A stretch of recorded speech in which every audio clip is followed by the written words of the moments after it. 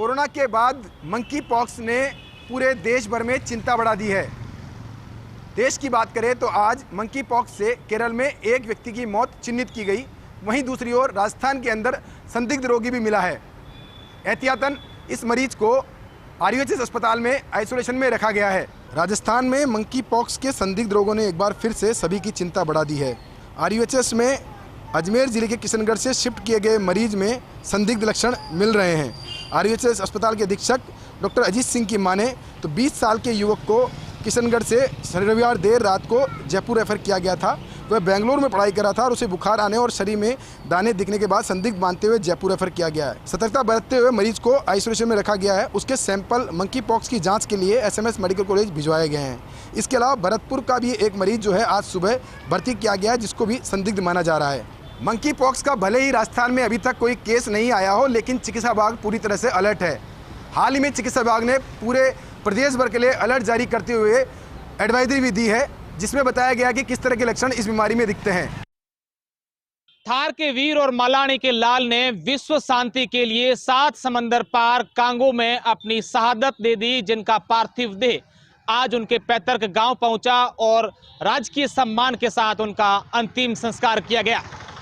पश्चिमी राजस्थान के बाड़मेर जिले के गुड़ामालानी क्षेत्र के बांड निवासी शहीद सांवला राम गत 26 जुलाई को संयुक्त राष्ट्र शांति सेना के तहत कांगो में तैनात थे और 26 जुलाई को वे वीर गति को प्राप्त हो गए थे, जिनका पार्थिव देह कल दिल्ली पहुंचा था और उसके बाद कल शाम को ही सड़क मार्ग से होते हुए बाड़मेर जिला मुख्यालय पहुंचा। आज सवेरे बाड़मेर के नेहरू नगर स्थित BSF कैंप में उनका श्रद्धांजलि सभा रखी गई, जहां पर राजस्थान सरकार के वन एवं पर्यावरण मंत्री हेमाराम चौधरी, बाड़मेर के जिला कलेक्टर, बाड़मेर के SP, बाड़मेर विधायक मेवाराम जैन सहित जिले भर के हजारों लोगों ने वहां पर पहुंचकर उन्हें श्रद्धांजलि दी और उसके बाद उनके पैतृक गांव के लिए उनके पार्थिव देह को ले जाया जा रहा था। इस दौरान बाड़मेर जिले की इस थार की धरा की हजारों की संख्या में भीड़ इकट्ठा हुई और जगह जगह पर उनको श्रद्धांजलि दी गई।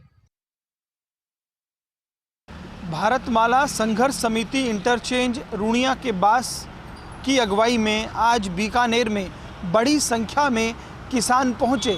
खास बात ये रही कि इलाके के सरपंचों के साथ साथ स्थानीय नेता भी इस प्रदर्शन में शामिल हुए।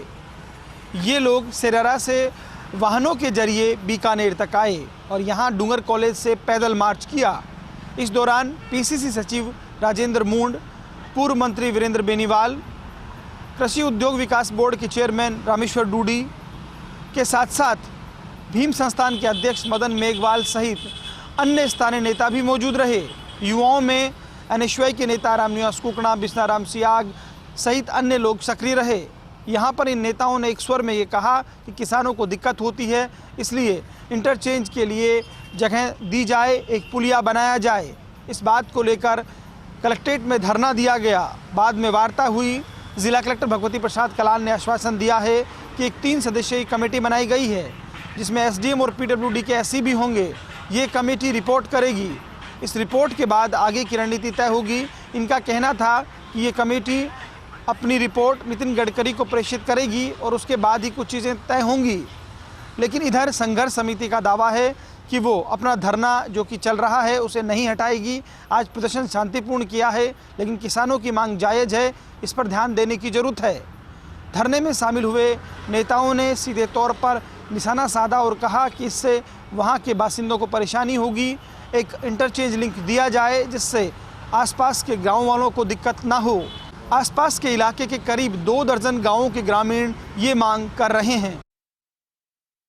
कोटा शहर में चाकूबाजी की घटनाओं पर लगाम लगाने के साथ ही बीते कुछ समय से अपराध नियंत्रण की दिशा में किए जा रहे बेहतरीन प्रयासों को लेकर UDH मंत्री शांति धारीवाल ने आज शहर पुलिस और शहर पुलिस के कप्तान सिटी SP केसर सिंह शेखावत की जमकर पीठ थपथपाई। मौका था देवनारायण एकीकृत पशुपालक आवासीय योजना में शहर के 19वें पुलिस थाने रानपुर के लोकार्पण का। लोकार्पण समारोह में धारीवाल के साथ रेंज IG प्रसन्न खमेसरा, संभागीय आयुक्त दीपक नंदी और कलेक्टर OP बुनकर समेत पुलिस और प्रशासनिक अधिकारी भी मौजूद रहे। इस दौरान सिटी SP शेखावत ने धारीवाल से मांग की है कि रानपुर थाने के पास ही रिको की जो 4000 स्क्वायर फीट जमीन पड़ी है, थाने के विस्तार के लिए अगर वो भी दे दी जाए तो ये स्थान और भी ज़्यादा सुविधाजनक हो जाएगा। शेखावत ने कहा कि कई शैक्षणिक और औद्योगिक संगठन यहाँ पर थाना स्थापित करने की लंबे समय से मांग कर रहे थे और अब रानपुर के थाना बन जाने से आसपास की 53,000 की आबादी को तो लाभ मिलेगा ही, लेकिन साथ में ये रिमोट इलाका होने के चलते यहाँ अपराध नियंत्रण की दिशा में कोटा शहर पुलिस की भूमिका भी बढ़ जाएगी। तो वहीं समारोह को संबोधित करते हुए विदेश मंत्री धारीवाल ने खासतौर पर देवनारायण आवास योजना का विस्तार से जिक्र किया और एक बड़ा बयान देते हुए कहा है कि हम हर हाल में कोटा शहर को आवारा पशुओं से मुक्त शहर बनाएंगे और इसलिए जो भी पशुपालक फिलहाल शहर में रह करके आधारभूत सुविधाओं से वंचित रह करके और दड़बेनुमा झोंपड़ियों में और नालों में अतिक्रमण रहकर पशुपालन कर रहे हैं, उन्हें हर हाल में इस आवास योजना में शिफ्ट होना होगा। धारीवाल ने कहा कि यहाँ एक ही परिसर में एक बड़ा तालाब है, एक बड़ा चारागाह है, डिस्पेंसरी है, विद्यालय है, गोबर गैस का संयंत्र है, दुग्ध संयंत्र है और इसीलिए हमने रियायती दरों पर इन्हीं पशुपालकों के लिए इस योजना को यहाँ पर लॉन्च किया है। धारीवाल ने दावा किया कि मध्य प्रदेश, गुजरात समेत कई राज्यों की टीम यहाँ आकर के इस मॉडल प्रोजेक्ट का विजिट कर चुकी है और साथ में पूरे देश से कई और टीमें यहाँ पर विजिट करने वाली है। यहाँ तक कि मेरे कई साथी विधायक और मंत्री भी हैं जो मुझे ये बात कहते हैं कि हमें कोटा जाकर के देखना है कि वहाँ पशुपालकों के लिए किस तरह की बड़ी योजना बनी है। धारीवाल ने इस दौरान 300 करोड़ के इस प्रोजेक्ट को महज 2 साल में पूरा करने के लिए न्यास के अधिकारियों, विशेष अधिकारी आरडी मीणा और सचिव राजेश जोशी की भी पीठ थपथपाई। भरतपुर की बसंत विहार कॉलोनी में शराब के ठेके को लेकर बड़ी संख्या में महिलाओं ने किया प्रदर्शन। वहीं 4 महिलाओं की तबीयत हुई खराब। भरतपुर शहर के मथुरागढ़ थाना इलाके की बसंत विहार कॉलोनी में सैकड़ों महिलाओं ने शराब के ठेके को हटाने को लेकर सड़क पर जाम लगा दिया। करीब 3 घंटे तक चिलचिलाती धूप में महिलाओं ने प्रदर्शन किया। इस दौरान 4 महिलाओं की तबीयत खराब हो गई, जिनमें से 2 महिलाओं को आनंद फानंद में अस्पताल ले जाया गया। मौके पर पहुंची पुलिस लगातार महिलाओं से समझाइश करती रही, लेकिन महिलाएं मानने को तैयार नहीं हुई। उसके बाद उपखंड अधिकारी देवेंद्र परमार मौके पर पहुंचे और महिलाओं को समझाया। महिलाओं को समझाकर जाम तो खुलवाया गया, लेकिन महिलाएं ठेके को बंद कराने पर अड़ी नहीं, जिसके बाद आबकारी विभाग के अधिकारियों को मौके पर बुलाया गया।